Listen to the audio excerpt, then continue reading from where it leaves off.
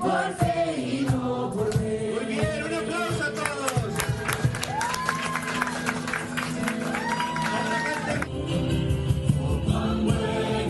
Cuán bueno es mi Cristo, satisfecho en él me muestro. Venga lo que venga, mi alma descansa en la bondad de mi Cristo. Un momento, bueno.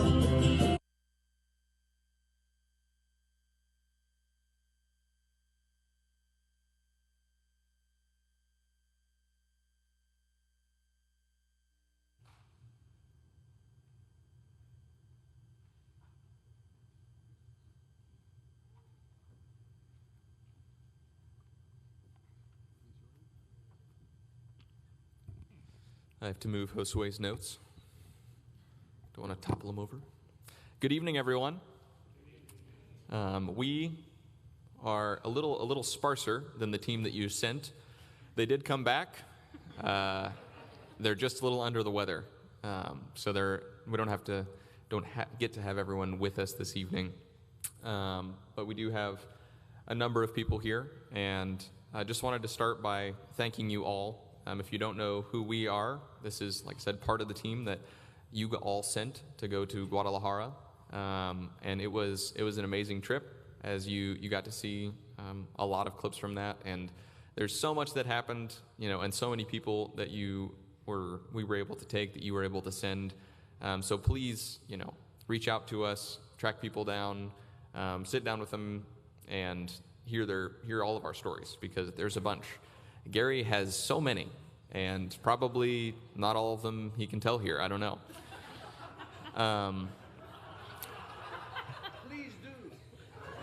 Please do, says Gary.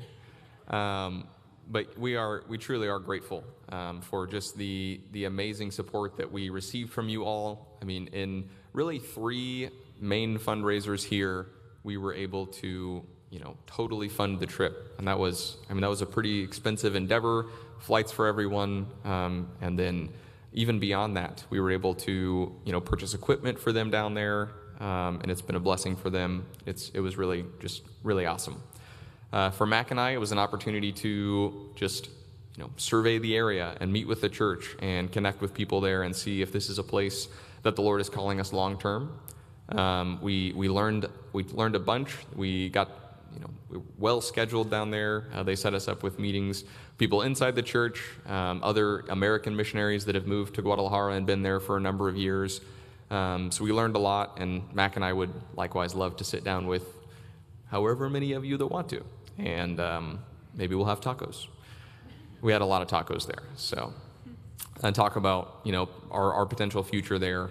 But yeah, we appreciate your prayers and everything that you did to make this happen, and look forward to continuing to share with you and praying about it as we continue to see what the Lord will do in Guadalajara.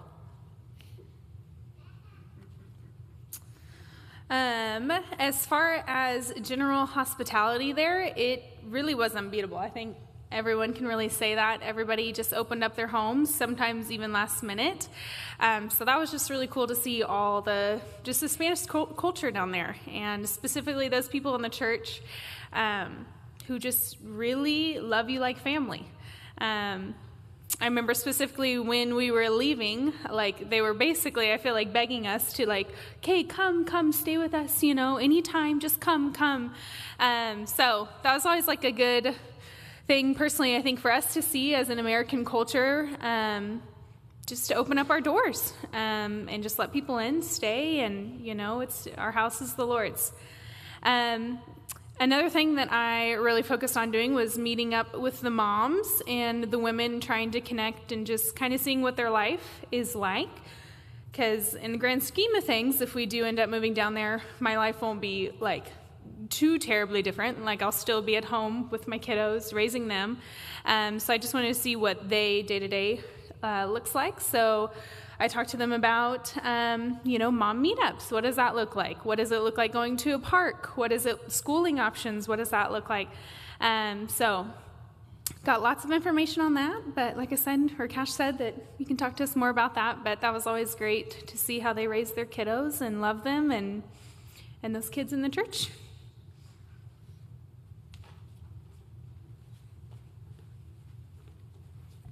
Hello, my name's Amy Latta. First of all, I wanted to thank all of you who prayed for us. We couldn't have done it without your prayer support and also your financial support, like Cash and Max said. And also those of you who helped us out with crafts. One of the main things we did in Guadalajara was put on a vacation Bible school, and we found out in advance that we were in charge of preparation of crafts for 2 days, one of those being sewing 100 vests for kids. So God really worked out all the details for that. He answered a lot of prayers. One of the things that stuck out to me during the week with VBS is how God worked. Monday night, originally, we were supposed to get together and work on some details, and then through various things that happened, God changed our plans, and we really didn't work on much on Monday for VBS. But Tuesday morning, God brought everything together. There was a ton of people from the church who showed up to help, and everything went pretty smoothly. Another thing that stuck out to me, one of my roles in VBS was to go around with Perla and then with a Mexican brother there and taking the 10 to 12-year-olds around. And in our group, there was a kiddo named Miguel. And what stuck out to me about Miguel is that he really knew the scripture and he took it seriously. And that really impressed me. And I mentioned it to the guy who was going around with us, the Mexican brother, and also to another lady. And Miguel comes from a broken home. He doesn't have a father in the picture. But they said that his input is from his grandma. And his grandma has really poured into him and encouraged him to study the word. And we actually got to meet his grandmother. She was in the video, the lady with the earrings. I don't know if you noticed that. But it was cool to see her faithfulness worked out in his life. And also another thing that was a big blessing for me was just answered prayer. God provided so many answers to prayer, so many little things. One specific thing for me, Wednesday was a really hard day for me because I didn't get much sleep on Tuesday night. And so I saw God give me strength and grace that day, not just that day, but specifically with that. And he helped me in some miscommunication and minor confusion with things that happened with VBS, just to navigate that and I hope respond in a biblical way. So thank you again for all your prayers. Like they said, come talk to us if you have more questions, want to learn more about it. And please be praying that we would learn the things that God wants us to from the trip. Hi, I'm Perla, and one of the questions that I kind of chose to talk about was what did I learn about the people, the church, and the Christian community in the area that we served. And I learned that the people there are very generous with their finances and their time. There's a family at the church that made meals for us every day. So every time we got to the church, breakfast was ready. When we got there for dinner, dinner was ready. So I bet they were the first ones to get to the church and the last ones to leave. And they also lived pretty far from the church. So they were always happy to serve us. They had a smile on their face. So it was really encouraging to see them serve us that way. We also had a driver. His name is Chava. So he drove us all day, all week, everywhere. So I bet he was really exhausted because I was tired. But we got to meet his family, his 3 kids and his wife, and it was just a really godly family. I got to connect with his wife, Yessie, and we had a lot of really good, deep, meaningful conversations. We exchanged numbers, so we've been texting here and there, praying for each other. So it was just cool to see the church in a different country. Like, we know there's believers everywhere, but it's just special being there with them, like at their church, worshiping and serving with them. Thank you so much for your financial support and prayers, and it was a really great trip.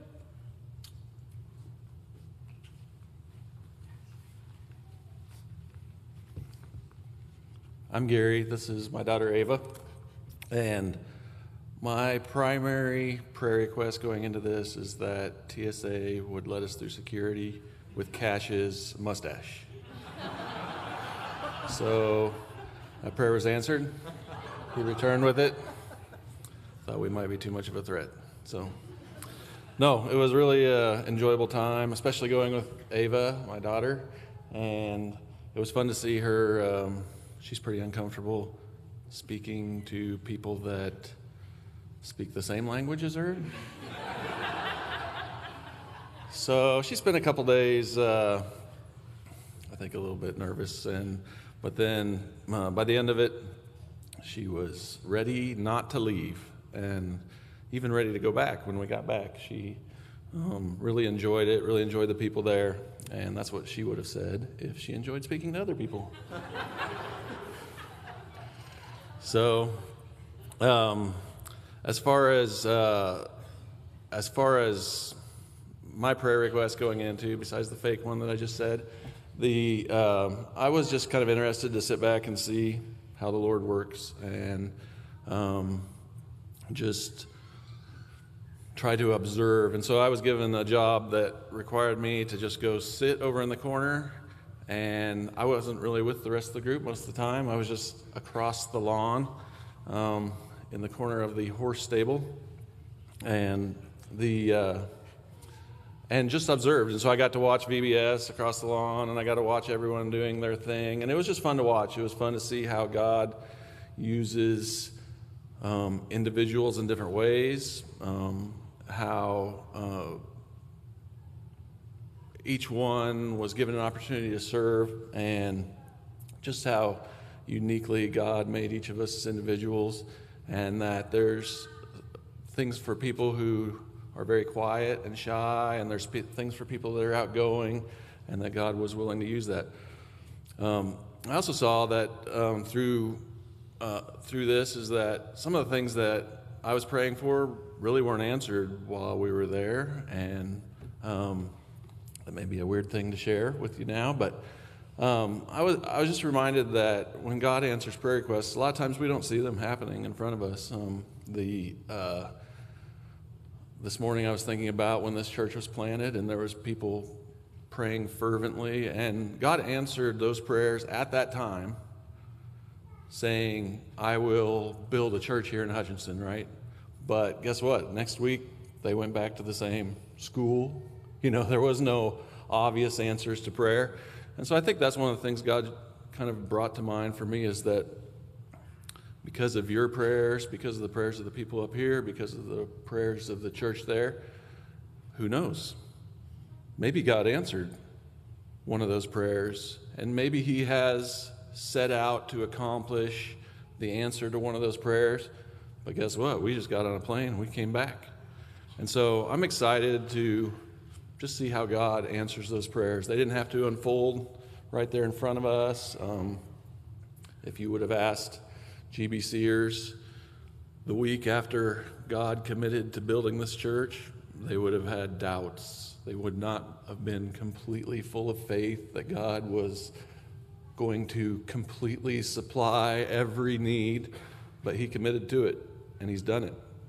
And our family is a recipient of His grace as a result. So it's just interesting for me to sit back, observe, wonder how God's answering the prayers of you in the church down there, and specifically with Cash and Mac.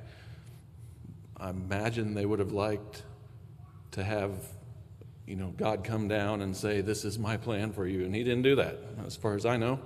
I didn't stay in the same house, so He may have somewhere else, but He answered those prayers. And I was also reminded of George Mueller, and a story that always has given me some encouragement, how George Mueller prayed once, and he was always considered a man of faith. He prayed once for a certain blessing. He prayed many times for a certain blessing, but in this story, he prayed for some certain blessing, and I don't know what it was. And that prayer request wasn't answered for 25 years. And when he was asked about it, prior to 25 years, he said, I have been able to thank God many times for the answer to that prayer, even though it was 25 years away. And he had the faith that God was in the process of answering that prayer, And his faith was so strong that he was able to thank God that it's been answered. So I feel that way on a Kansas Gary scale, which is quite a bit different. But that I kind of feel like God had answered some prayers, and I'm just excited to look forward and see what those answers are. So, did you want to say anything? All right. Well, I got 10 minutes. No, thank you. Thank you all for supporting us. Thank you for praying for us, for just being there, for supporting in many different ways. It was truly a blessing being able to serve. Gary says that he was just observing, and he was, I don't know, I think he was the one that worked the hardest. Like he had 12-hour shifts. He worked harder than here. He kept on going, and we had to tell them to stop. And sometimes, I mean, we went to the baseball camp on the afternoons, and he just stayed there working, because he built the pulpit that you saw there. It was really a blessing. They were thrilled. It was a really great piece of art, but much needed. They were using a music stand, which should be sinful. Anyways, but that's what they had. And Gary was very kind in building something very nice. And at the end, Pastor Bart and Cash were helping as well. And it was really a joy. And we all served. I mean, it was when everyone signed up for the trip, and when the trip was planned, 3 of these ladies were not pregnant. At least nobody knew. And we go there, and there's 3 very pregnant ladies. So sometimes we had to tell them, take it easy, and it had its things. But it was a blessing to see everyone serving, everyone doing what they could. More people showed up than they expected. I mean, not only kids. We had around 50 kids in VBS. And they've never had Sunday school before. This is a 10-month church plant, and they've never had anything like VBS or Sunday school or anything. So this was the first ever activity for kids. So they were excited. A lot of unbelievers, a lot of people like neighbors, and so it was really a joy. And then for the baseball camp, we were hoping to target the more professional players, and we did. We had 20 professional, travel ball kiddos, and then the other 30 were non-baseball whatsoever. So we split them in groups, and we had opportunities to share the gospel with them every day through sports, through team building activities, and it was really, really a blessing to help them. And we had all the church helping. The leaders did not know if a lot of people were going to come because just 14 had signed up, and at the end there were 40. So praise the Lord. I mean, sometimes we thought, oh, maybe we're not that useful, but we just found other things to do. The church stepped up. We were able to buy a video camera for them that they didn't have, a keyboard. They only had been playing with a guitar. So that worship that you saw it like that with a cajon and the keyboard and the piano, that's the first time ever. They've only been using a guitar. So it was a blessing, and you could tell that people were excited and fired up because of what just had happened. It was really a joy to sing with them, to rejoice with them. They rent a big old house, very nice big old house, and that's the patio. So they're thinking they don't fit anymore. It's 100 people already, so the need is huge. There's only 2 churches this one and another one that preach the gospel, I would say, though the other one is But in a 5 million people city, it's big, so the gospel is needed. And I don't know, we'll talk about that during the missions conference in November. But Mexico is, you would think it is a reached country. Maybe you think Jordan, or maybe you think Mozambique or something like that when you think about unreached countries. Mexico is pretty much unreached. Just Guadalajara, 5 million people, just 2 churches that preach the gospel. The need is huge. Mexico is predominantly Catholic. Some little towns, especially in the mountains, they are aggressive. Like Catherine Leak was telling us that there's persecution in Oaxaca. If you are a Protestant, if you preach the Bible, you have to pay basically like an indulgence to the Catholic Church, and you cannot circulate the streets if you don't pay. It's crazy, and they kill people for that. Yes, Mexico. Yes, very close to here. So it's like, it is misreached. It needs the gospel. So it was great to be part and to be able to witness what the Lord is doing there. So keep praying for them. Keep praying for the Puertos, the pastor and his wife and their kids, and for the Lord to keep raising men there, for the Lord to give us discernment if that's where the Farneys are meant to serve and be trained and be sent and keep planting churches, because we need that in every place. So yes, thank you. Thanks a lot for all your support. There's more that we can tell. There were so many exciting things, but it was a joy to collaborate together. We had only been communicating online, and there's a couple that is moving from LA to Guadalajara. So it was like from LA to Kansas to Guadalajara, a team speaking for many months. And then we just did it somehow. And some of us don't speak Spanish, and we just did it, and we served, and we were refreshed, and we were challenged. And I think I can speak for all the team that they also were very encouraged by our presence there, our service, and everything that we took with us to help them. That's every taco that you bought, every taco that you ate. Those of you that ate 24 tacos that Sunday, I know who you are. No, I'm kidding. All of that counts, and you all were holding the rope while we went there. So thank you, and you got like a 3-minute break, says Pastor Hadley. Yep.